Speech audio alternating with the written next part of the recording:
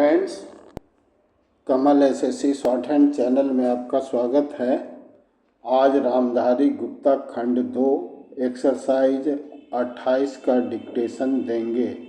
Slow motion में ready रहेंगे। Start.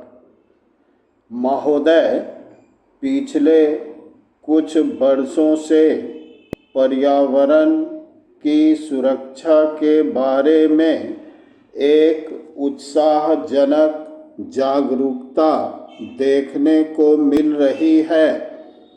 जैसे जैसे हम अपने विकास का खाका बनाने लगे हैं, वैसे वैसे यह बात अनुभव की जाने लगी है कि वह अपने बूते पर खड़ा रह सके और पर्यावरण की दृष्टि से भी उपयुक्त हो।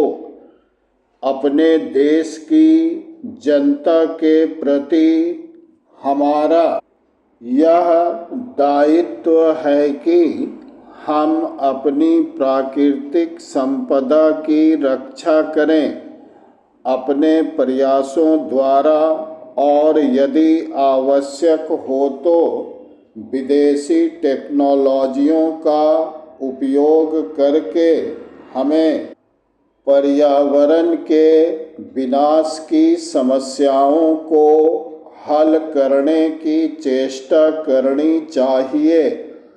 असल में तो मैं यहाँ बताना चाहूँगा कि भारत इस दिशा में पीछे नहीं है, क्योंकि उन्होंने अब तक जिन टेक्नोलॉजियों का प्रयोग किया है वे विनाशकारी रही और उन्हें तुरंत छोड़ देने की आवश्यकता है। वे भी नई टेक्नोलॉजियों की खोज कर रहे हैं, इसलिए हम उनसे बहुत पीछे नहीं हैं। कमोबेश हम उनके साथ साथ ही हैं।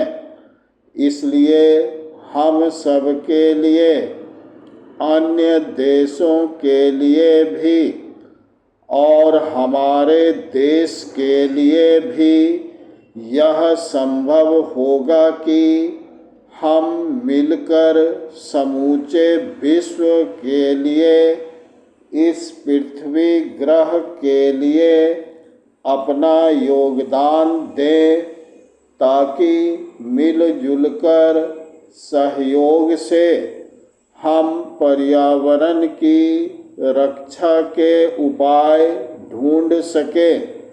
ब्राज़ील में 2 वर्ष पहले हुए विश्व पर्यावरण शिखर सम्मेलन में जिस कार्यसूची 21 को हमने स्वीकार किया था, वह इस बात का अच्छा उदाहरण है। और मुझे विश्वास है कि इस कार्यसूची के अनुसार काम किया जा रहा है।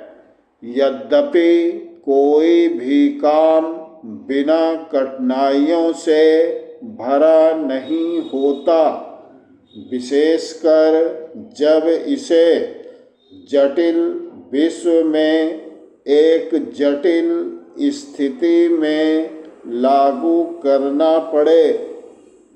परंतु मुझे विश्वास है कि स्थिति आशाजनक है और यह आशा बढ़ती जा रही है।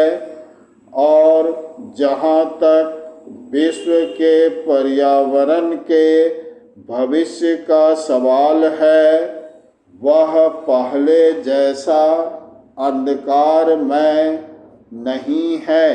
Paragraph change.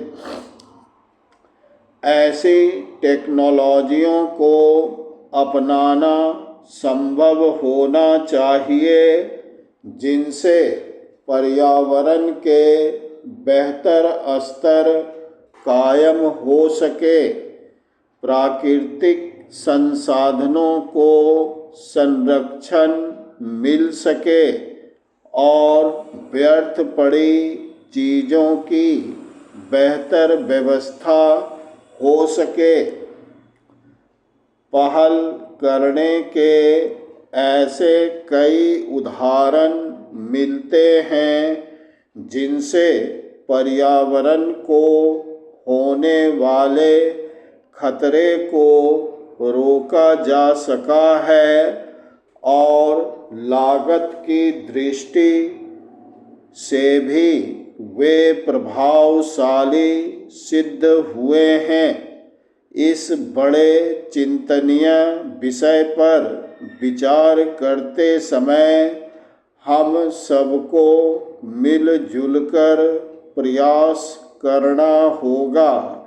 हमारी सांस्कृतिक परंपरा विशेष रूप से प्रकृति और पर्यावरण के प्रति मैत्रीपूर्ण रही है, इसलिए हम अपने देसी ढंग से भी इस दिशा में बहुत कुछ कर सकते हैं।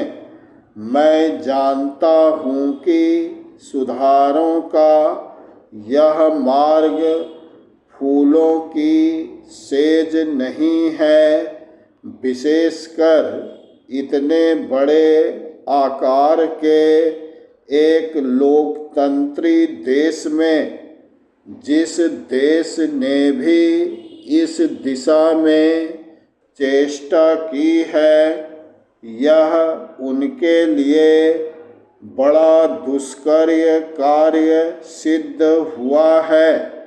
मुझे इसके बारे में कोई भ्रम नहीं है और राजनीतिक दृष्टि से भी इस मार्ग का चुनाव करना एक कठिन कार्य था।